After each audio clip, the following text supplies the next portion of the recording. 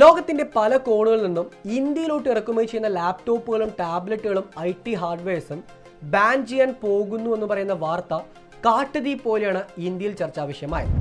കാരണം ഇന്ത്യയുടെ പല മേഖലയും ഇത് ബാധിക്കുമെന്ന് പറയുന്ന അഭിപ്രായങ്ങളാണ് വിദഗ്ധരുടെ ഭാഗത്തുനിന്ന് പോലും മുന്നോട്ട് വന്നത്. In a move now to push that credo of Make in India here in India, the central government has placed curbs on the import of certain electronics. We're talking about gadgets like laptops and tablets and computers. Now only licensed buyers can import these gadgets according to these restrictions that have been placed by the government. Even ഇന്ത്യയുടെ made in India ഇനിഷ്യേറ്റീവിന് കൂടുതൽ കരുത്തു വരുന്ന അഭിപ്രായങ്ങൾ ഉയർന്നു വരുമ്പോഴും ഇത് അംബാനിയുടെ ജിയോ എന്ന് പറയുന്ന സ്ഥാപനത്തിന് കൂടുതലായിട്ടുള്ള വളർച്ചയ്ക്ക് സഹായിക്കുന്ന ഘടകമായിട്ട് മാറുമെന്ന അഭിപ്രായങ്ങളും ഇന്ന് ഉയർന്നു വരുന്നുണ്ട്. നമസ്കാരം, എൻ്റെ പേര് സനൂഫ്. ഈ ഒരു വീഡിയോയിൽ ഇന്ത്യ എന്തുകൊണ്ടാണ് ഇന്ന് ലാപ്ടോപ്പുകളും ഇത്തരം IT ഹാർഡ്വെയർസും ഇമ്പോർട്ട് ചെയ്യുന്നതിൽ ബാൻ കൊണ്ടുവരാൻ പോകുന്നു എന്ന കാര്യത്തെപ്പറ്റിയും ഈ ബാനിലൂടെ ഇന്ത്യക്ക് ലഭിക്കുന്ന നേട്ടങ്ങളെപ്പറ്റിയും ചില കോട്ടങ്ങളെപ്പറ്റിയും ഇതെങ്ങനെയെല്ലാമായിരിക്കും ഇന്ത്യയുടെ IT മേഖലയെ ബാധിക്കാൻ പോകുന്നു എന്ന കാര്യങ്ങളെപ്പറ്റിയും വിശദമായി മനസ്സിലാക്കാം. തീർച്ചയായിട്ടും വീഡിയോ സ്കിപ്പ് ചെയ്ത് മുഴുവനെ കാണാൻ ശ്രമിക്കുക. ചാനലോട്ട് ആദ്യമായിട്ട് വരുന്നതാണെങ്കിൽ ചാനൽ സബ്സ്ക്രൈബ് ചെയ്തിട്ട് വീഡിയോ കാണാൻ ശ്രമിക്കുക. വീഡിയോ ലൈക്ക് ചെയ്യാനും മറക്കാതിരിക്കുക. നമുക്കാദ്യം ഇന്ത്യൻ IT മേഖലയുടെ ഒരു അറിയാത്ത വശത്തെപ്പറ്റി മനസ്സിലാക്കാം. 2017 കണക്കുകൾ പ്രകാരം ഇന്ത്യയിലോട്ട് ഇമ്പോർട്ട് ചെയ്യുന്ന ആകെ IT ഹാർഡ്വെയർസിൽ ഓൾമോസ്റ്റ് 94.7% ഇമ്പോർട്ട് ചെയ്തത് ചൈന എന്ന് പറയുന്ന ഒരൊറ്റ രാജ്യത്ത് നിന്ന് മാത്രമാണ്. 2022 ആയപ്പോൾ ഇത് 73% കുറയ്ക്കുവാനായിട്ട് നമുക്ക് സാധിച്ചിരുന്നു. സോ ഒരു വലിയൊരു വേരിയേഷൻ തന്നെ സംഭവിച്ചിട്ടുണ്ട്. പക്ഷേ ഇവിടെ മനസ്സിലാക്കാതെ പോകുന്ന മറ്റൊരു പ്രധാനപ്പെട്ട കാര്യം ഈ ഒരു മൊത്തം ഇമ്പോർട്ട് ചെയ്യുന്നതിൻ്റെ അളവ്, അതിൻ്റെ വ്യാപ്തി എത്രത്തോളം ഉണ്ടെന്ന് പറയുന്ന കാര്യമാണ്. ഏകദേശം $5.24 ബില്യൺ അമേരിക്കൻ ഡോളറിൻ്റെ ഇമ്പോർട്ടാണ് ഇന്ത്യ 2022 മാത്രം നടപ്പാക്കിയത്. ഇതിൽ $3.82 ബില്യൺ അമേരിക്കൻ ഡോളറിൻ്റെ പ്രോഡക്റ്റും ഇമ്പോർട്ട് ചെയ്തത് ചൈന എന്ന് പറയുന്ന ഒരൊറ്റ രാജ്യത്ത് മാത്രമാണ്. സിമ്പിളായി പറയുകയാണെങ്കിൽ നമ്മളൊരു 4 ലാപ്ടോപ്പ് ഇമ്പോർട്ട് ചെയ്യുന്നുണ്ടെങ്കിൽ ഇതിൽ 3 വരുന്നത് ചൈനയിൽ നിന്നായിരിക്കും. സോ ചൈന എന്ന് പറയുന്ന രാജ്യം ഇന്ത്യയുടെ ഈ ഒരു IT മേഖലയിൽ കാര്യമായ ഒഴിവാക്കാൻ പറ്റുന്ന ഒരു അവിഭാജ്യ ഘടകമായിട്ട് മാറിയിട്ടുണ്ടെന്നാണ് ഏറ്റവും വലിയ സത്യാവസ്ഥ. സോ ഒരു വലിയൊരു ബാൻ തന്നെ കൊണ്ടുവന്നാൽ അത് ചൈനയെ ബാധിക്കുന്ന ഒരു കാര്യമായിട്ട് മാറും, ഇന്ത്യയുടെ IT മേഖലയെ ബാധിക്കുന്ന ഒരു കാര്യമായിട്ട് മാറും. കാരണം ചൈനയ്ക്ക് അത് ഓട്ടോമാറ്റിക്കലി അവരുടെ ബിസിനസ്സിന് ലോസായി മാറിയേക്കാം. അതേസമയത്ത് ഇന്ത്യയുടെ ഈ IT മേഖലയ്ക്ക് വേണ്ട ആവശ്യമായിരിക്കുന്ന ഇത്തരം ഹാർഡ്വെയർ കോമ്പണൻസ് ലഭ്യമാകാതെ വരുമ്പോൾ അത് ഈ മേഖലയെ പോലും സ്തംഭിക്കുന്ന ഒരു കാര്യമായിട്ട് മാറിയേക്കാം. ഇനി നമ്മൾ മനസ്സിലാക്കേണ്ടത് ഈ ഒരു ബാൻ എന്താണെന്ന് പറയുന്നതിൻ്റെ വിശദമായ കാര്യമാണ്. ഇന്ത്യയിൽ 2021 മുതൽ തന്നെ ഇത്തരമൊരു ബാൻ കൊണ്ടുവന്നേക്കാൻ പറയുന്ന കാര്യങ്ങളെ പറ്റിയിട്ടുള്ള പല വാർത്തകളും പലതരത്തിലുള്ള അഭിപ്രായങ്ങളും ഉയർന്നു വന്നിരുന്നു. പ്രത്യേകിച്ച് ഇത്തരമൊരു ബാൻ കൊണ്ടുവരുന്നതിലൂടെ ഇന്ത്യക്ക് ലഭിക്കുന്ന നേട്ടങ്ങളെ പറ്റിയായിരുന്നു ഈ സമയങ്ങളിൽ കാര്യമായുള്ള ചർച്ചകൾക്ക് വിധേയമായി. 2021 തന്നെയായിരുന്നു ഇന്ത്യ ഒരു PLI സ്കീം പ്രഖ്യാപിച്ചത്. ഈ PLI സ്കീം എന്ന് പറയുന്നത് പ്രൊഡക്ഷൻ ലിങ്ക്ഡ് ഇൻസെൻറ്റീവ് എന്നാണ് സൂചിപ്പിക്കുന്നത്. അതായത് ഇന്ത്യയുടെ അകത്ത് വന്ന് ഇന്ത്യയിലെ കോമ്പണൻസ് ഉപയോഗിച്ചുകൊണ്ട് ഇന്ത്യക്ക് വേണ്ടിയിട്ടുള്ള ഇത്തരം IT കോമ്പണൻസ് നിർമ്മിക്കുകയാണെങ്കിൽ അതിന് ഒരു ഇൻസെൻറ്റീവ് നൽകും. ഇൻസെൻറ്റീവ് എന്ന് പറയുമ്പോൾ മേ ബി ആ സ്ഥാപനത്തിന് റൺ ചെയ്യേണ്ട ആ ഒരു കോസ്റ്റ്, ആ ഒരു സ്ഥാപനത്തിന് ആവശ്യമായിട്ട് വരുന്ന ചിലവുകളിൽ ഗവൺമെൻറ് ഭാഗത്തുനിന്ന് ടാക്സിൽ സബ്സിഡി ആയിട്ടോ അല്ലെങ്കിൽ ബാക്കി എന്തെങ്കിലും മേഖലയിൽ സഹകരണമായിട്ടോ ഗവൺമെൻറ് അതിലൊരു സപ്പോർട്ട് നൽകാൻ ശ്രമിക്കും. ഈ ഒരു പ്രൊഡക്ഷൻ ബേസ്ഡ് ഇൻസെൻറ്റീവ് നൽകുമെന്ന കാര്യം പ്രഖ്യാപിച്ചപ്പോൾ തന്നെ പല സ്ഥാപനങ്ങളും ഇന്ത്യയിൽ റണ്ണായിട്ട് മുന്നോട്ട് വന്നിരുന്നു. പക്ഷേ അതിൽ ഏറ്റവും പ്രധാനപ്പെട്ട പോരായ്മയായിട്ട് വന്നത് അന്ന് പ്രഖ്യാപിച്ച തുകയാണ്. ഓൾമോസ്റ്റ് 7,000 കോടി രൂപ മാത്രമായിരുന്നു ഈ ഒരു PLIക്ക് വേണ്ടിയിട്ട് ഇന്ത്യ മാറ്റി വെക്കുമെന്ന് പറയുന്ന കാര്യം അന്ന് വാർത്തകൾ വന്നത്. പക്ഷേ 2023 ഏറ്റവും പുതിയതായിട്ട് വന്നിരിക്കുന്ന വാർത്ത പ്രകാരം ഈ ഒരു PLIയുടെ 2.0 എന്ന് പറയുന്ന സ്കീമും ഗവൺമെൻറ് അനൗൺസ് ചെയ്യാൻ പോകുന്നുണ്ട്. അതിൽ 17,000 കോടി രൂപ ഈ ഒരു ഇൻസെൻറ്റീവിന് വേണ്ടി മാത്രമായിട്ട് ഗവൺമെൻറ് സ്പെൻഡ് ചെയ്യുമെന്ന് അറിയിച്ചിട്ടുണ്ട്. ഇനി നമ്മൾ അറിയേണ്ടത് എന്തുകൊണ്ടാണ് ഇപ്പോൾ ഇങ്ങനൊരു ബാൻ കൊണ്ടുവരാനായിട്ട് ഗവൺമെൻറ് തീരുമാനമെടുത്തു എന്ന് പറയുന്ന കാര്യത്തെപ്പറ്റിയാണ്. ഇതിന് 2 പ്രധാനപ്പെട്ട വശങ്ങളുണ്ടെന്നാണ് ഗവൺമെൻറ് തന്നെ പ്രഖ്യാപിച്ചിരിക്കുന്നത്. ഒന്നാമത്തെ കാര്യം, ഇന്ത്യയുടെ മെയ്ഡ് ഇൻ ഇന്ത്യ ഇനിഷ്യേറ്റീവിന് കരുത്തു പകരാനും ഇന്ത്യയുടെ അകത്ത് ഇന്ത്യക്ക് വേണ്ട ഇത്തരം വസ്തുക്കൾ നിർമ്മിക്കാനായിട്ട് കൂടുതൽ ശക്തി പകരുന്ന രീതിയിലാണ് ഇത്തരമൊരു ബാൻ കൊണ്ടുവന്നിരിക്കുന്നത്. എന്നാൽ ഈ ബാനിനെ പറ്റി കൂടുതലായിട്ട് പരിശോധിക്കുകയാണെങ്കിൽ ഈ ബാനിൽ പറയുന്നത് ഒരിക്കലും ഒരു സ്ഥാപനത്തിലും ഈ വിദേശത്ത് നിന്ന് ലാപ്ടോപ്പുകളോ അല്ലെങ്കിൽ അതുമായി ബന്ധപ്പെട്ട കാര്യങ്ങളോ ഇറക്കുമതി ചെയ്യാൻ പാടില്ല എന്ന് പറയുന്നതല്ല. മറിച്ച് ലൈസൻസ് ഉള്ള ആൾക്കാർക്ക് അവർക്ക് ഈ റിസർച്ച് പർപ്പസിനും ബാക്കിയുള്ള പർപ്പസിനായിട്ടും ലാപ്ടോപ്പുകൾ ഇറക്കുമതി ചെയ്യാൻ സാധിക്കും. പക്ഷേ അങ്ങനെ ഇറക്കുമതി ചെയ്യുമ്പോഴും കൃത്യമായ മാർഗ്ഗനിർദ്ദേശം പാലിക്കണമെന്ന കാര്യത്തെപ്പറ്റിയും സൂചിപ്പിക്കുന്നുണ്ട്. സിമ്പിളായി പറയുകയാണെങ്കിൽ നമുക്ക് വേണമെങ്കിൽ ഇപ്പോൾ ഞാൻ ദുബായിൽ പോയിട്ട് വരുന്ന വർഷം എനിക്ക് മാക്ബുക്കോ ആപ്പിളിൻ്റെ വല്ല പ്രൊഡക്റ്റോ കൊണ്ടുവരാൻ സാധിക്കും. സോ അങ്ങനത്തെ ഒരു കാര്യത്തിലും ഒരു ബാൻ കൊണ്ടുവന്നിട്ടില്ല. പകരം ഇന്ത്യയിൽ ബൾക്കായിട്ട് ഇത്തരം പ്രൊഡക്റ്റുകൾ ഇമ്പോർട്ട് ചെയ്യുന്നതിനാണ് ബാൻ കൊണ്ടുവന്നിരിക്കുന്നത്. ഇത് HP, ഡെൽ തുടങ്ങിയ സ്ഥാപനങ്ങളെ വലിയ തോതിൽ ബാധിച്ചിട്ടുണ്ട്. അമേരിക്കയുടെ ആപ്പിൾ എന്ന് പറയുന്ന സ്ഥാപനത്തെയും ഇത് കാര്യമായി ബാധിക്കുന്നുണ്ട്. കാരണം ഈ ആപ്പിളിൻ്റെ ഓൾമോസ്റ്റ് എല്ലാ പ്രൊഡക്റ്റുകളും മാനുഫാക്ചർ ചെയ്യുന്നത് ചൈനയിലാണ്, അത് അസംബിൾ ചെയ്യുന്നത് മാത്രമാണ് അമേരിക്കയിൽ. സോ അമേരിക്ക ഇന്ന് ഇതിലൂടെ വലിയൊരു പ്രശ്നം ഫേസ് ചെയ്യുന്ന പറയുന്ന കാര്യങ്ങൾ പോലും വാർത്തകളായിട്ട് പുറത്തു വരുന്നുണ്ട്. ഈ ഒരു ബാൻ നടപ്പാക്കിയതിലൂടെ ഇന്ത്യയുടെ അകത്തുള്ള പല സ്ഥാപനങ്ങൾക്കും കൂടുതൽ കരുത്തു പകരുമെന്നും ഇത് ഇന്ത്യയുടെ അകത്ത് നിർമ്മിച്ച് അത് പല രാജ്യങ്ങളോട്ട് എക്സ്പോർട്ട് ചെയ്യുന്ന രീതിയിൽ എത്തുമെന്ന രീതിയിൽ പോലും അഭിപ്രായങ്ങൾ മാറുന്നുണ്ട്. എന്നാൽ ഇവിടെ രണ്ടാമതായിട്ട് പറഞ്ഞിരിക്കുന്ന ഒരു കാര്യമാണ് ഇന്ത്യക്ക് നേരിടേണ്ടി വരുന്ന സെക്യൂരിറ്റി കൺസേൺ എന്ന് പറയുന്നത്. അതായത് ഇന്ത്യയുടെ അകത്ത് ഇത്തരം ലാപ്ടോപ്സും പല രാജ്യങ്ങൾ നിർമ്മിക്കുന്ന കോമ്പണൻസും കടന്നു വരുമ്പോൾ ഇത് ഇന്ത്യയുടെ ജനതയുടെ സെക്യൂരിറ്റി ബാധിക്കുന്ന കാര്യമായിട്ട് മാറുന്നു എന്നൊരു അഭിപ്രായവും ഇതിൽ ഉന്നയിക്കപ്പെട്ടിട്ടുണ്ട്.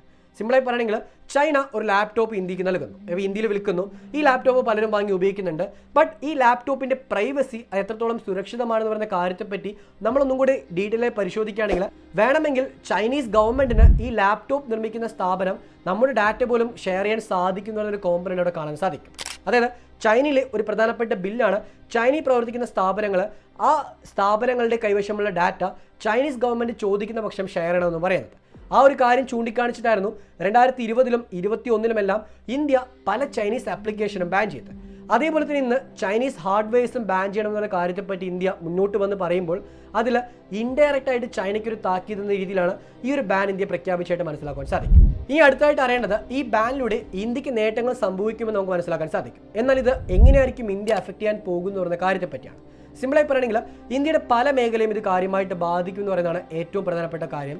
പ്രത്യേകിച്ച് ഇപ്പോൾ ഒരു എക്സാമ്പിളായിട്ട് ഇന്ത്യയുടെ IT മേഖല, ഈ ഒരു പ്രധാനപ്പെട്ട പല സ്ഥാപനങ്ങളുണ്ട്.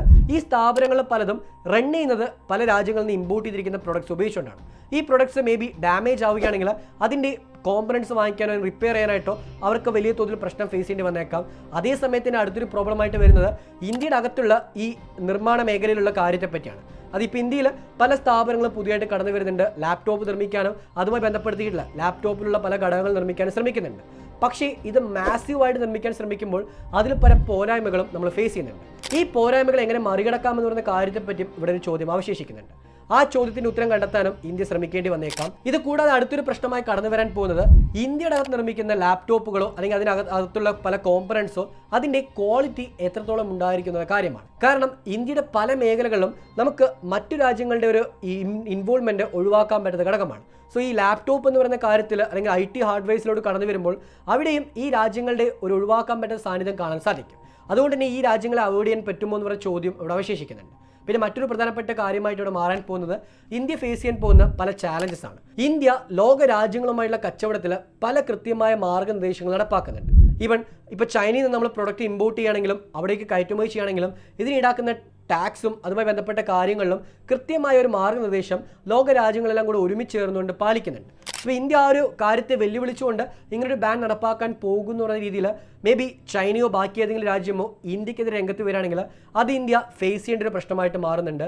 ഇത് കൂടാതെ മറ്റു പല ലോക രാജ്യങ്ങളും ഞങ്ങളുടെ പ്രൊഡക്ട്സ് നിങ്ങൾ വാങ്ങിക്കാത്തതുകൊണ്ട് നിങ്ങളുടെ പ്രൊഡക്ട്സോ അല്ലെങ്കിൽ നിങ്ങളുടെ സർവീസോ ഞങ്ങൾക്ക് വേണ്ട എന്ന് പറയുന്ന രീതിയിൽ ഇന്ത്യയുടെ പല മേഖലയും അവോയ്ഡ് ചെയ്താക്കെന്ന് പറയുന്ന ഒരു പൊളിറ്റിക്കലായിരിക്കുന്ന ഒരു ഈഗോ ക്ലാഷും ഇവിടെ കാണാൻ സാധിക്കും. ആ കാര്യത്തെപ്പറ്റി അഭിപ്രായങ്ങളും ഇന്ന് കാണുവാൻ സാധിക്കും. ഇങ്ങനെ പല കാര്യങ്ങളെപ്പറ്റിയുള്ള ചർച്ചകൾ നടക്കുമ്പോൾ തന്നെയാണ് ഇവിടെ ഒഴിവാക്കാൻ പറ്റുന്ന പല കോൺട്രവേഴ്സീസും കടന്നു വരുന്നത്. കാരണം ഇന്ത്യ ഗവൺമെൻറ് ഈ ലാപ്ടോപ്സ് ഇമ്പോർട്ട് ചെയ്യാൻ പോകുന്നതിൽ റെസ്ട്രിക്ഷൻ കൊണ്ടുവരാൻ പോകുന്നു എന്ന കാര്യം പ്രഖ്യാപിച്ചപ്പോൾ തന്നെ പലരും സംസാരിച്ചൊരു കാര്യമായിരുന്നു ഇത് അംബാനിയുടെയോ അല്ലെങ്കിൽ അദാനിയുടെ പുതിയൊരു സ്ഥാപനത്തിൻ്റെ പ്രവേശനത്തിലുള്ള ഘടകമായിരിക്കാമെന്ന്. അതേ രീതിയിൽ തന്നെയായിരുന്നു കഴിഞ്ഞ ദിവസങ്ങളിൽ അംബാനിയുടെ ജിയോ എന്ന് പറയുന്ന സ്ഥാപനത്തിൻ്റെ പേരിലുള്ള പുതിയൊരു ലാപ്ടോപ്പ് മാർക്കറ്റിൽ ഇൻട്രൊഡ്യൂസ് ചെയ്യാൻ പോകുന്നു പറയുന്ന കാര്യം പ്രഖ്യാപിച്ചത്. സോ ഇത് ഓട്ടോമാറ്റിക്കലി ഇന്ത്യയുടെ ഈ ഒരു ഇമ്പോർട്ട് ബാനുമായി കണക്ട് ചെയ്തുകൊണ്ട് അംബാനിയുടെ സ്ഥാപനത്തിന് കൂടുതൽ ബൂസ്റ്റ് ചെയ്യാനായിട്ട് ഗവൺമെൻറ് ശ്രമിക്കുന്ന കാര്യമായിട്ട് ഇതിനെ വിശകലനം ചെയ്യുന്നത് കാണാൻ സാധിക്കും. പക്ഷേ ഇവിടെ അംബാനിയും വലിയ പല പ്രശ്നങ്ങൾ ഫേസ് ചെയ്യാൻ പോകുന്നു എന്ന് പറയുന്നതാണ് ഏറ്റവും വലിയ സത്യാവസ്ഥ. കാരണം അംബാനിയുടെ പല പ്രൊഡക്ട്സും നിർമ്മിക്കുന്നത് ഈവൻ ഈ ലാപ്ടോപ്പ് പോലും നിർമ്മിച്ചിരിക്കുന്നത് ചൈനയിൽ നിന്നാണ്. സോ ചൈന അവിടെയും ഒഴിവാക്കാൻ പറ്റുന്ന ഒരു ഘടകമാണ്. അതുകൊണ്ട് ഇനി ചൈനീസ് മെയ്ഡ് ആയിരിക്കുന്ന ലാപ്ടോപ്പ് ഇന്ത്യയിൽ വിൽക്കാനായിട്ട് ശ്രമിക്കുമ്പോൾ അതിൽ പ്രശ്നം ഫേസ് ചെയ്തേക്കാം. ബട്ട് ഇവിടെയും മറ്റു പല വിഷയങ്ങളെപ്പറ്റി സംസാരിക്കുന്നുണ്ട്. കാരണം അംബാനി ഓൾറെഡി ഒരു ബാനിനെ പറ്റി അറിഞ്ഞുകൊണ്ട് ഈ ലാപ്ടോപ്സ് ഒക്കെ ഇന്ത്യയിലോട്ട് ഇറക്കുമതി ചെയ്ത് അത് സ്റ്റോക്ക് ചെയ്ത് വെച്ചിരിക്കാമെന്നും സോ ഈ ബാൻ വന്ന ശേഷം ഈ ലാപ്ടോപ്പ് പതുക്കെ മാർക്കറ്റ് ഇൻട്രൊഡ്യൂസ് ചെയ്തുകൊണ്ട് അതിലൂടെ നേട്ടം സ്വന്തമാക്കാൻ ശ്രമിച്ചേക്കാവുന്ന കാര്യങ്ങളെപ്പറ്റിയും അഭിപ്രായങ്ങൾ ഉയർന്നു വരുന്നുണ്ട്. പക്ഷെ എന്തുതന്നെയാണെങ്കിലും ഇത് ഓവറോളായിട്ട് പല മേഖലയും ബാധിക്കുന്ന ഒരു കാര്യം തന്നെയാണ്. പക്ഷേ ഇത് എത്രത്തോളം നമ്മുടെ മാർക്കറ്റിൽ ഈവൻ നമ്മുടെ അകത്തുള്ള മെയ്ഡ് ഇൻ ഇന്ത്യ എന്ന് പറയുന്ന ആ ഒരു ഇനിഷ്യേറ്റീവിന് കരുത്തു വരുമെന്ന് പരിശോധിക്കണമെങ്കിൽ അതിലും പലതരത്തിലും നമുക്ക് പ്രോബ്ലം അടങ്ങിയിട്ടുണ്ട്. പ്രത്യേകിച്ച് ഇപ്പോൾ നമ്മൾ ഇന്ത്യയുടെ അകത്തുള്ള പല പ്രോജക്റ്റുകളും മെയ്ഡ് ഇൻ ഇന്ത്യ എന്ന് പറയുന്ന കാര്യത്തെ കൊണ്ടുവരുന്നുണ്ടെങ്കിലും ഇതിൽ എത്രമാത്രം മെയ്ഡ് ഇൻ ഇന്ത്യ കോമ്പണൻസ് എന്ന് പരിശോധിക്കുമ്പോൾ അതിൽ 90% എന്ന് പറയുന്ന ആ ഒരു ഡ്രീം നമ്പർ നമുക്ക് അച്ചീവ് ചെയ്യാൻ സാധിക്കുന്നില്ല. ആ നമ്പറിലൂടെ എത്തണമെങ്കിൽ പല ഘടകങ്ങൾ നമ്മൾ പാലിക്കേണ്ടതുണ്ട്. പക്ഷെ അത് പാലിക്കാൻ സാധിക്കാത്തതിൽ ഇന്ത്യയുടെ അകത്തിനുള്ള പല വീഴ്ചകളുണ്ട്. ഈവൻ ഇപ്പോൾ പല രാഷ്ട്രീയക്കാരുടെ ഒരു നീക്കങ്ങളൊരു പ്രശ്നമായി മാറിയേക്കാം, പല ഉദ്യോഗസ്ഥ തരത്തിലുള്ള വീഴ്ചകളും ഒരു പ്രശ്നമായി മാറിയേക്കാം. ഇപ്പോൾ ഒരു കമ്പനി വരുന്നുണ്ട്, ആ കമ്പനി ഇന്ത്യയുടെ അകത്ത് തന്നെ ലഭ്യമാകുന്ന പ്രൊഡക്ട്സ് ഉപയോഗിച്ചുകൊണ്ട് പുതിയൊരു വസ്തു നിർമ്മിക്കണമെന്ന് പറയുമ്പോൾ അവിടെ പല എതിർപ്പുകളും പലതരത്തിലുള്ള പ്രശ്നങ്ങൾ അവർ ഫേസ് ചെയ്യേണ്ടി വരും. ചിലപ്പോൾ മേ ബി ഒരു യൂണിയൻ്റെ പേരിലുള്ള പ്രശ്നമായിരിക്കാം, അല്ലെങ്കിൽ രാഷ്ട്രീയക്കാരുടെ പ്രശ്നമായിരിക്കാം, അതും അല്ലെങ്കിൽ ഉദ്യോഗസ്ഥർ തന്നെ ഈ സ്ഥാപനങ്ങൾക്ക് അപ്രൂവൽ നൽകാനായിട്ട് മെല്ലെ സമയം കൊണ്ടുവരാം. അങ്ങനെ വരുമ്പോൾ ഇതൊക്കെ ഒരു പ്രശ്നമായി തീർന്നേക്കാം. സോ അത്തരം പ്രോബ്ലത്തെ അതിജീവിച്ചുകൊണ്ട് അതിന് കൃത്യമായുള്ള സൊല്യൂഷൻ കണ്ടെത്താനായിട്ട് ഗവൺമെൻറ് ശ്രമിക്കേണ്ടതുണ്ട്. എന്നാൽ മാത്രമേ ഈ ബാൻ കൊണ്ടുവന്നതിന് എഫക്റ്റീവായുള്ള റിസൾട്ട് ലഭിക്കുകയുള്ളൂ. അല്ലെങ്കിൽ നമുക്കത് പിന്നീട് പ്രശ്നമായി മാറിയേക്കാം. സോ ഇവിടെ ഏറ്റവും പ്രധാനമായിട്ട് ഒളിഞ്ഞിരിക്കുന്ന ചോദ്യമാണ്, ഈ ഒരു അവസരത്തിൽ നമ്മളിപ്പോൾ ലാപ്ടോപ്പും ബാക്കിയുള്ള കാര്യങ്ങളും ഇമ്പോർട്ട് ചെയ്യുന്നത് ബാൻ ചെയ്യുന്നുണ്ട്. അങ്ങനെ ആകുമ്പോൾ ഭാവിയിൽ മൊബൈൽ ഫോൺസും ബാൻ ചെയ്യുമെന്നുള്ള കാര്യം തീർച്ചയായിട്ടും ഭാവിയിൽ മറ്റു പല രാജ്യങ്ങളിൽ പ്രത്യേകിച്ച് ചൈനീസ് മൊബൈൽ ഫോൺസ് ഇന്ത്യയിൽ വിൽക്കുന്നതിൽ ബാൻ കൊണ്ടുവന്നേക്കാം. അത് സത്യമായൊരു കാര്യം തന്നെയാണ്. പക്ഷേ നമുക്ക് ആ ബാനിലൂടെ എത്തണമെങ്കിൽ വർഷങ്ങളെടുക്കും. ഇന്ത്യയുടെ അകത്ത് അത്രയും പവർഫുള്ളായ മാനുഫാക്ചറിങ് യൂണിറ്റ് നമ്മൾ സ്ഥാപിക്കണം. ഇന്ത്യയുടെ അകത്ത് തന്നെ ഇത്തരം വസ്തുക്കൾ നിർമ്മിച്ച് സ്മാർട്ട് ഫോൺസ് ആണെങ്കിലും ലാപ്ടോപ്പ് ആണെങ്കിലും അത് ലോകത്തിലോട്ട് കയറ്റുമതി ചെയ്യുന്ന രീതിയിൽ എത്തിയാൽ മാത്രമേ ഇന്ത്യക്ക് ആ ഒരു നീക്കം നടപ്പാക്കാൻ സാധിക്കുകയുള്ളൂ. അല്ലാത്ത പക്ഷം ചൈന അതിലൂടെ പല സ്പൈ ആക്ടിവിറ്റീസ് നടപ്പാക്കിയേക്കാം. ഇത്രയും കാര്യമാണ് ഈ ഒരു വീഡിയോയിൽ പറയാമെന്ന് വിചാരിച്ചത്. നിങ്ങൾക്ക് എന്താണ് ഈ കാര്യത്തെപ്പറ്റിയെല്ലാം പറയാനുള്ളത്? ഈ ഒരു ബാൻ കൊണ്ടുവന്നത് ശരിയാണോ തെറ്റാണോ? നിങ്ങളുടെ അഭിപ്രായം തീർച്ചയായിട്ടും കമന്റ് ബോക്സിൽ രേഖപ്പെടുത്താം. സോ മറ്റൊരു ഇൻട്രസ്റ്റിംഗ് ആയ വിഷയമായിട്ട് വീണ്ടും കണ്ടുമുട്ടാം. Thank you for this video. ജയ് ഹിന്ദ്.